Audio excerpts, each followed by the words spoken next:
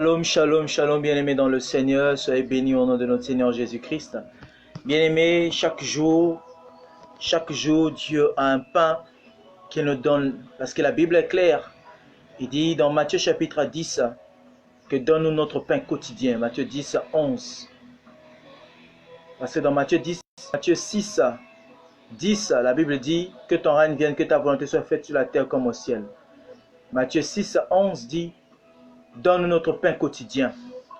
Alors bien aimé, aujourd'hui par la grâce de Dieu, Dieu a permis que l'on puisse encore s'approcher de lui, cette fois-ci avec toujours un thème nouveau, tous les jours.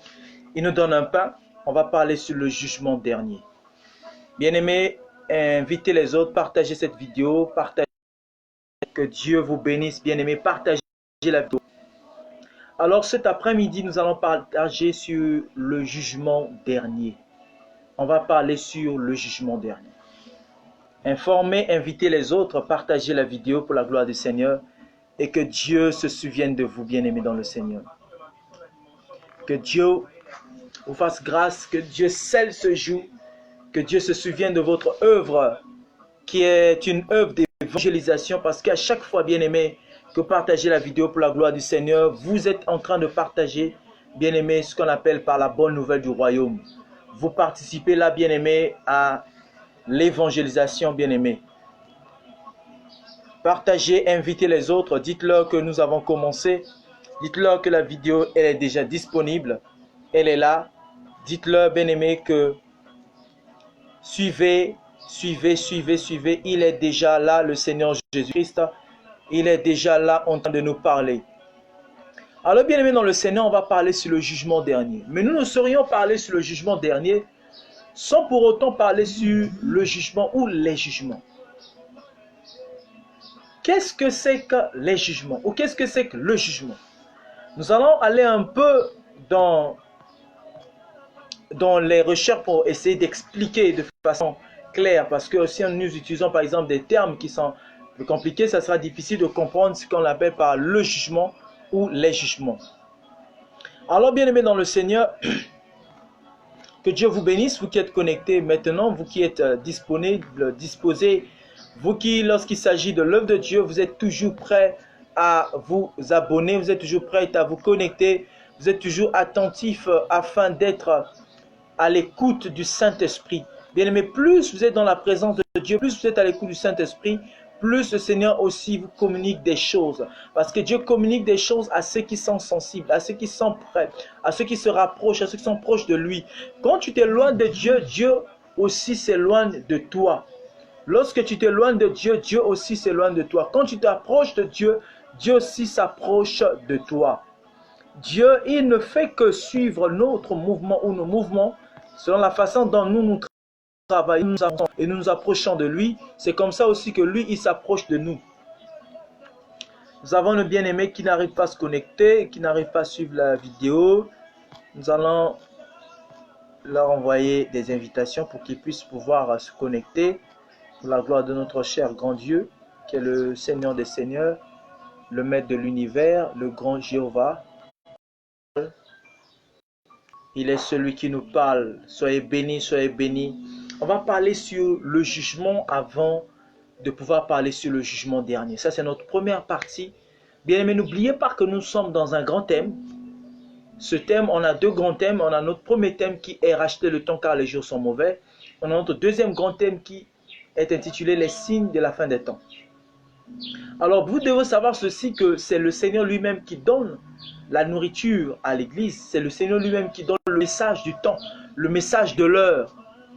Et pendant que je préparais pour parler de la suite de notre message qu'on avait parlé sur la loi du positionnement, l'ordre des naissances, pour parler sur les premiers fils, le Seigneur me dit, parle sur le jugement dernier. Alors bien aimé, qu'est-ce qu'on entend par le jugement? Qu'est-ce que le jugement? Et on va parler aussi pourquoi le jugement. Définissons d'abord le jugement, c'est quoi? Le jugement, c'est l'action de juger. Le jugement, c'est l'action de juger. Juger, c'est l'action de soumettre à la décision de la juridiction, c'est-à-dire soumettre à la décision de sa juridiction, En fait, ça veut dire quoi? Ça veut dire présenter au juge pour que l'on tranche. Présenter au juge, présenter à la justice pour que l'on tranche. Ça ne s'arrête pas là. Qu'est-ce que le jugement? Le jugement, ça fait passer toujours, où ça se passe avec ce qu'on appelle par le procès, où il y a un avocat, il y a la partie qui accuse, il y a un plaignant, celui qui est accusé. Et il est accusé par rapport à quoi? Il est accusé par rapport à des faits qui lui sont reprochés. Et il y a un juge, celui qui a le dernier mot, qui tranche de tout. Mais lorsqu'ici nous parlons sur le jugement dernier, nous voulons en fait parler de quoi? Vous devriez savoir que le jugement va se passer d'étape par étape. Le jugement n'a pas commencé aujourd'hui. Le jugement depuis l'ombre, la Bible a parlé du jugement dans l'ombre. La Bible a annoncé le jugement dans l'ombre, c'est-à-dire au temps de la loi dans l'Ancien Testament. Déjà le Seigneur parlait du jugement. Avant que cela arrive à la réalité, déjà dans l'ombre, le Seigneur parlait du jugement. Le Seigneur annonçait déjà le jugement. Dieu parlait déjà du jugement. C'est comme ça que je vais vous prendre un exemple du jugement dans le livre de la Genèse. Genèse. Allons dans le livre de la Genèse, qui est le premier livre de la Bible, dans le classement des livres de la Bible. Genèse chapitre 2, le verset 15 à 17. Genèse chapitre 2, verset 15 à 17, le premier jugement. Dieu prit l'homme et le plaça dans le jardin d'Éden pour le cultiver et pour le garder. L'Éternel donna à l'homme: tu pourras manger de tous les arbres du jardin, mais tu ne mangeras pas de l'arbre de la connaissance du bien et du mal, car le jour où tu en mangeras, tu mourras. Voilà pour la première fois, Dieu met l'homme devant un jugement, le jour où l'homme va désobéir. Et comme Dieu l'avait dit, cela va se réaliser et Dieu va le juger. Genèse chapitre 3, commençons à partir du verset 8. Genèse chapitre 3, verset 8 à 19. Alors ils entendirent la voix de l'Éternel Dieu qui parcourait le jardin vers le soir. Et l'homme et sa femme se cachèrent loin de la face de l'Éternel Dieu, et au milieu des arbres du jardin. Mais l'Éternel Dieu appela l'homme et lui dit: où es-tu? Il répondit: j'ai entendu ta voix dans le jardin, et j'ai eu peur, parce que je suis nu, et je me suis caché. Et l'Éternel Dieu dit: qui t'a appris que tu es nu? Est-ce que tu as mangé de l'arbre dont je t'avais défendu de manger? L'homme répondit: la femme que tu as mis auprès de moi m'a donné de l'arbre et j'en ai mangé. Et l'Éternel Dieu dit à la femme: pourquoi as-tu fait cela? La femme répondit: le serpent m'a séduite et j'en ai mangé. L'Éternel Dieu dit au serpent: puisque tu as fait cela, tu seras maudit entre tout le bétail et entre tous les animaux des champs. Tu marcheras sur ton ventre et tu mangeras de la poussière tous les jours de ta vie. Je mettrai une inimitié entre toi et la femme, entre ta postérité et sa postérité. Celle-ci t'écrasera la tête et toi tu lui blesseras le talon. Il dit à la femme: j'augmenterai la souffrance de tes grossesses, tu enfanteras avec douleur, et tes désirs se porteront vers ton mari, mais il dominera sur toi. Il dit à l'homme: puisque tu as écouté la voix de ta femme, et que tu as mangé de l'arbre au sujet duquel je t'avais donné ce tort, tu n'en mangeras point, le sol sera maudit à cause de toi. C'est à force de peine que tu en tireras ta nourriture tous les jours de ta vie. Il te produira des épines et des ronces, et tu mangeras de l'herbe des champs. C'est à la sueur de ton visage que tu mangeras du pain, jusqu'à ce que tu retournes de la terre d'où tu as été pris, car tu es poussière, et tu retourneras dans la poussière. Voilà le premier jugement. Parce que lorsqu'on parle du jugement, les gens voient seulement comme si cela avait seulement lien avec ce qui se passe avec nous, ou encore au temps de la grâce, ou encore dans le Nouveau Testament. Non, bien aimé dans le Seigneur, le jugement avait commencé depuis longtemps, depuis longtemps. Nous voyons là le procès de 3 personnes, de 3 êtres, Adam, la femme et le serpent. Dieu est le dernier juge. Il les place devant les faits et il les juge en fonction de la façon dont eux, ils ont fait, ils ont marché, ils ont accompli des choses, ou encore ils sont allés à l'encontre de ce que lui, il les a dit de faire. Par exemple, l'homme. Il dit à l'homme, tu ne feras pas ceci, tu ne marcheras pas ceci, tu dois, regarde. Il donne à l'homme les interdits. Mais l'homme va à l'encontre. Les interdits qu'il donne à l'homme, c'est ce qu'on appelle par la loi. Parce qu'avant la loi de Moïse, il existait des lois. Les gens, lorsqu'ils enseignent sur la loi, ils ne savent pas qu'il existait la loi et la loi existera toujours. Parce qu'il n'y a pas de vie sans loi. Sans la loi, c'est l'anarchie. Ça dépend maintenant de quelle loi s'agit-il ou s'agit-elle. Alors Dieu dit à l'homme, puisque tu as fait cela, Dieu le juge. Dieu juge le serpent, Dieu juge la femme. Pour la deuxième fois, Dieu va encore juger. On va prendre Genèse chapitre 4. Le verset 6, Genèse 4, 6 à 15. Genèse 4, 6 à 15. Et l'Éternel dit à Caïn, pourquoi es-tu irrité et pourquoi ton visage est-il abattu? Certainement, si tu agis bien, tu relèveras ton visage. Et si tu agis mal, le péché se couche à ta porte ou à la porte. Et ses désirs se portent vers toi. Mais toi, domine sur lui. Cependant, Caïn adressa la parole à son frère, Abel.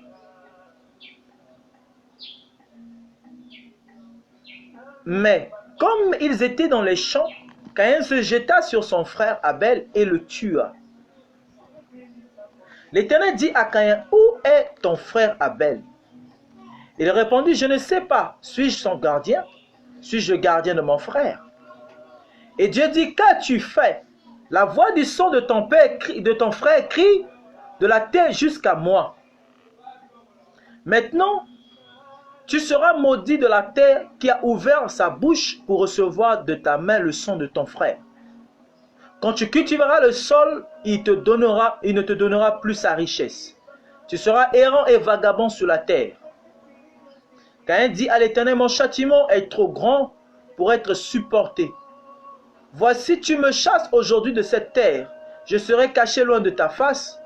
Je serai errant et vagabond sur la terre. Et quiconque me trouvera me tuera. L'Éternel lui dit, si quelqu'un tuait Caïn, Caïn sera vengé 7 fois.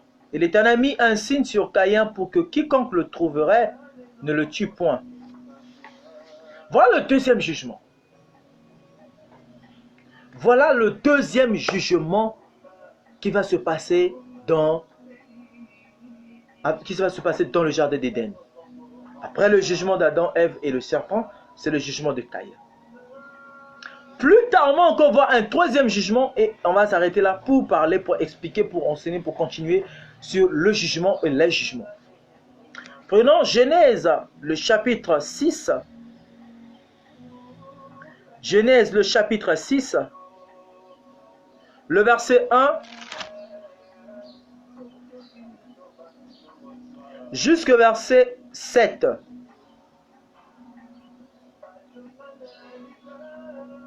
Ou encore Genèse 6, 1 à 13. Genèse 6, 1 à 13. J'ai eu la parole de Dieu au nom de notre Seigneur Jésus-Christ. Lorsque les hommes eurent commencé à se multiplier sur la face de la terre et que les filles leur furent nées, les fils de Dieu virent que les filles des hommes étaient belles, et ils en prirent pour femmes parmi toutes celles qu'ils choisirent. Alors l'Éternel Dieu dit, mon esprit ne restera pas toujours dans l'homme, car l'homme n'est que chair, et ses jours seront de 120 ans.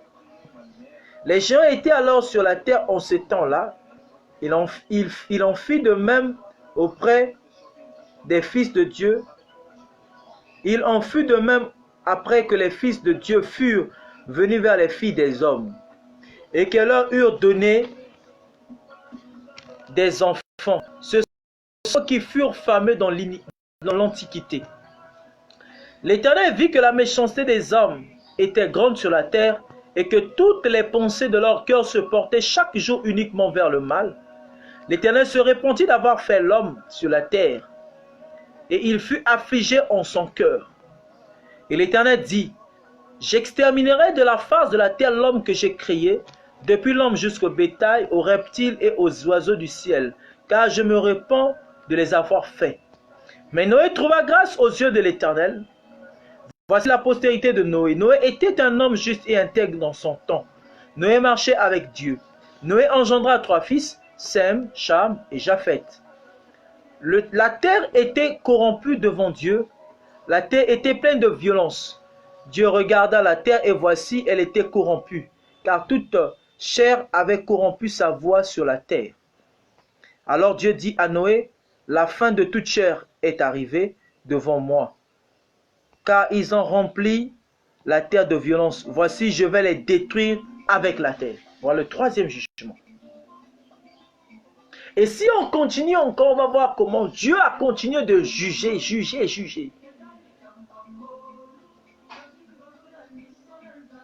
Et que s'il y a eu un premier, c'est qu'il y aura un dernier. Lorsqu'on parle du jugement dernier, c'est qu'il y a eu des jugements avant ce jugement. C'est qu'il y aura des jugements avant ce jugement. Et que ce jugement-là, c'est le dernier de tous les jugements. C'est-à-dire, là où tout va s'arrêter pour comparer devant le Seigneur qui va juger chaque être, chaque chose, qui va juger chaque fait. Parce que même Jésus a dit, le jour du jugement, Dieu va redemander le sang. Le sang. Dieu va redemander le sang de Joab qui avait été tué dans le temple de Dieu. Dieu va demander son sang. Parce qu'il n'a pas encore été vengé. Il n'a pas encore été vengé. Jusqu'à présent, Dieu n'a pas encore jugé cet acte-là. Et même ce que David fit, lorsque, à cause de la famine, il est entré dans le lieu saint, dans le temple de Dieu, et il a pris les pains et il a mangé. Même ce...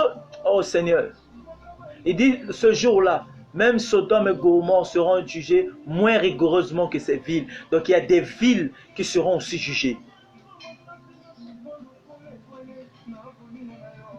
Mais dans leur jugement, ça sera grave. Pourquoi?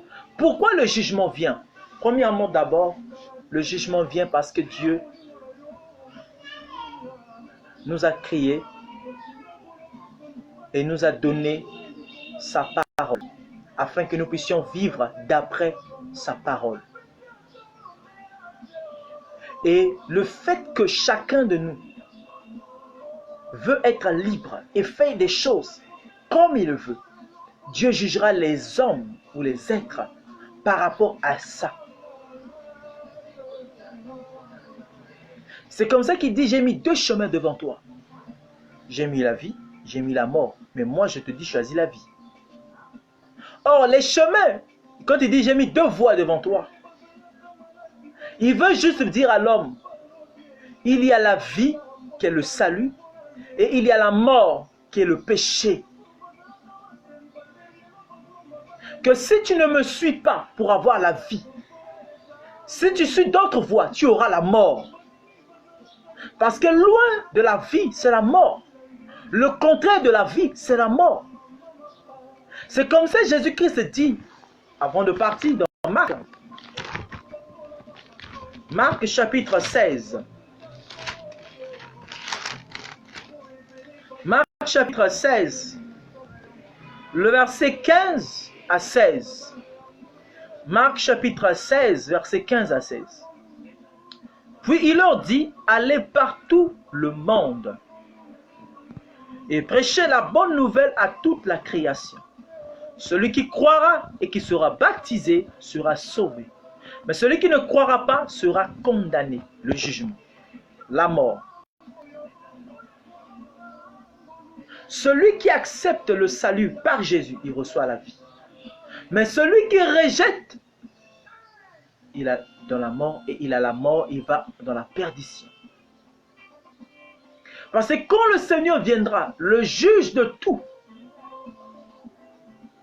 il va d'abord, premièrement, exercer ce qu'on appelle par le tribunal blanc. Parce que, bien-aimé, tu peux être sauvé, mais tu n'auras pas de récompense, tu n'auras pas de couronne. Or, qu'est-ce que nous sommes en train de faire? Nous sommes en train de lutter pour être récompensés par Dieu, pour être couronnés par Dieu, pour avoir une récompense, une médaille. C'est ce qui est écrit lorsque le Seigneur a révélé, où il a donné à Jean les messages concernant les 7 églises. Le Seigneur voulait parler sur les 7 jugements et les 7 récompenses. Que voici les récompenses, les couronnes que je donnerai à toutes ces personnes qui auront réussi leur test. Parce que vous devez savoir, étant des pèlerins sur terre, nous sommes comme dans un test, bien-aimé. Je peux appeler ça test. Je peux appeler ça test. Pourquoi? Parce que, bien-aimé, il n'y a pas de couronne, de récompense, si tu n'es pas testé, si tu n'es pas éprouvé. Dieu ne nous tente pas, mais Dieu nous met à l'épreuve. On va prendre une église, l'église d'Éphèse. Vous allez lire avec moi. Vous allez voir la récompense. Apocalypse chapitre 2, le verset 7. Apocalypse chapitre 2, le verset 7.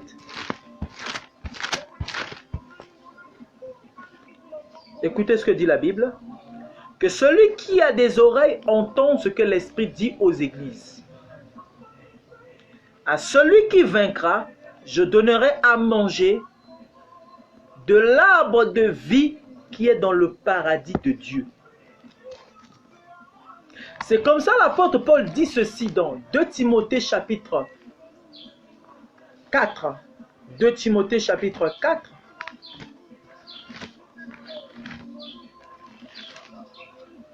« 2 Timothée chapitre 4, versets 7 à 8.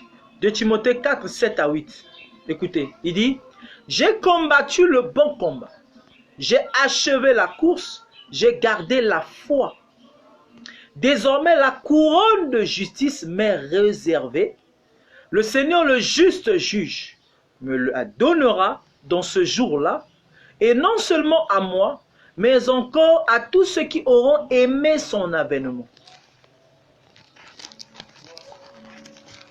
Or, l'évangile du salut ne tourne pas autour de la terre, des récompenses de la terre, des choses de la terre. Non, l'évangile du salut, l'évangile de Jésus-Christ tourne autour de Jésus-Christ. Bien-aimé, la Bible dit, le royaume des cieux aujourd'hui est forcé, est violencé. Ce n'est pas le ministère qui est forcé ou violencé. C'est ce que les gens font comme confusion. Les gens sont en train de violencer le ministère, violencer les églises, mais ils oublient que tu ne seras pas récompensé parce que tu as eu à bâtir l'église, mais tu seras récompensé parce que tu as eu à vaincre, après être passé par des combats, après avoir surmonté les épreuves, après avoir réussi ta mission. Bien-aimé, c'est là où tu seras récompensé.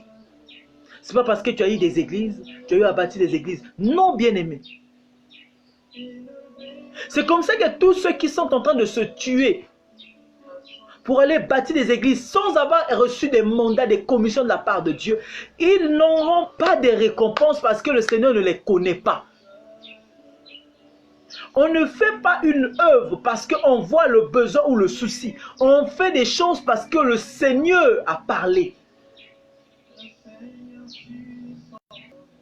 Si le Seigneur n'a pas parlé, ne fais pas. Si tu fais ce que Dieu n'a pas dit, bien-aimé, ce que tu fais est faux.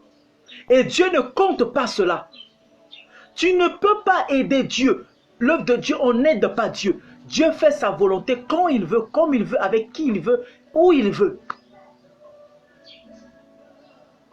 Toutes ces personnes qui sont presses, que non, j'étais là-bas, ça n'a pas marché, j'ai vu, non, j'ai trouvé normal que je fasse mon propre œuvre. Qui t'a dit de faire? C'est Dieu ou c'est toi-même? Toi, tu as trouvé normal. Qui t'a dit que ce que toi, tu trouves normal est normal devant Dieu? La Bible dit, vos pensées ne sont pas mes pensées et vos voix ne sont pas mes voix. C'est comme ça, beaucoup de gens seront jugés parce qu'ils pensaient et ils pensent que ce qu'ils font, ils sont en étroite relation, en accord avec le Seigneur, alors que Dieu n'est pas dans ça. Tu ne dois pas faire une chose parce qu'il y a un besoin, mais tu dois faire une chose parce que le Seigneur te demande de faire. Sinon, ce que tu fais, Dieu ne compte pas cela. Dieu ne connaît pas cela. Dieu ne gère pas cela. C'est toi et c'est toi seul. Bien-aimé, Dieu va juger chacun de nous. Tu n'es pas maître de la vie. Il y a des gens, peut-être que dans mon quartier ici, hier, quelqu'un a parlé avec sa femme et il rentre dans sa chambre. Il est mort. Subitement. Bien-aimé, il est mort subitement. Imaginez-vous que cette personne est morte sans connaître Dieu, sans avoir donné sa vie au Seigneur. Quelle sera sa voix? Quelle sera sa récompense? Qu'est-ce qu'il aura? Bien-aimé, c'est compliqué. Tu n'es pas maître de ton souffle, tu n'es pas maître de ta vie. Tu n'as pas le dernier mot, c'est Dieu qui a le dernier mot. Et à la fin de tout, Dieu va juger toutes choses. Mais avant, bien-aimé, il y aura le jugement individuel. C'est comme ça qu'avant que Dieu juge toutes choses, Dieu a mis dans l'homme ce qu'on appelle par la conscience, l'esprit, pour rappeler à l'homme, afin que l'homme se mette dans l'ordre selon le Seigneur et qu'il marche en étroite relation avec Dieu. Pour que ce jour-là, qu'il ne regrette pas. Pour que ce jour-là, il ne pleure pas. Pour que ce jour-là, qu'il ne gémisse pas. Pour que ce jour-là, qu'il ne grince pas les dents. Mais qu'au contraire, qu'il soit dans la joie. Bien-aimé dans le Seigneur. Regarde-toi, bien-aimé. Regarde-toi aujourd'hui. Regarde-toi maintenant. Est-ce que vraiment, si le Seigneur venait maintenant, tu seras sauvé? Est-ce que tu seras avec lui? Es-tu déjà sauvé? Es-tu déjà sauvé? As-tu déjà l'assurance au salut? Je ne parle pas des dons spirituels. Je ne parle pas de ce que le Saint-Esprit te dit. Je parle de l'assurance au salut. As-tu l'assurance au salut? Es-tu sûr que tu es sauvé? Es-tu sûr? Bien-aimé, es-tu sûr que tu seras récompensé? Es-tu sûr que tu seras avec le Seigneur? Bien-aimé, il est temps que chacun s'examine. Dieu a mis une conscience en toi pour que tu t'examines avant le jugement dernier, avant le jugement de toutes choses, avant la fin de tout, avant qu'il nous appelle et qu'il demande à chacun, comme il a fait dans les paraboles des talents. Toi que Dieu a appelé dans le ministère, toi que Dieu a appelé dans l'œuvre, toi que Dieu a appelé à soutenir, à être dans le service de Dieu, est-ce que tu es en train de faire ce que Dieu t'a dit? Bien-aimé, il est temps que chacun s'examine, que chacun se regarde avant le jugement dernier, avant le tribunal blanc. C'est pour cela, bien-aimé, pour terminer, je vais lire un dernier verset. Toujours Apocalypse chapitre 2, cette fois-ci le verset 11. Écoutez, ça c'est l'église de Smyrne. Que celui qui a des oreilles entende ce que l'Esprit dit aux églises.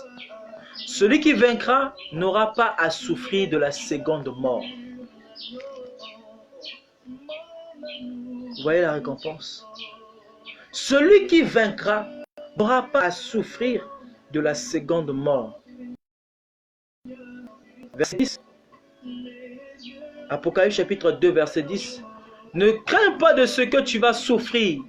Voici le diable jettera quelques-uns d'entre vous en prison, afin que vous soyez éprouvés, et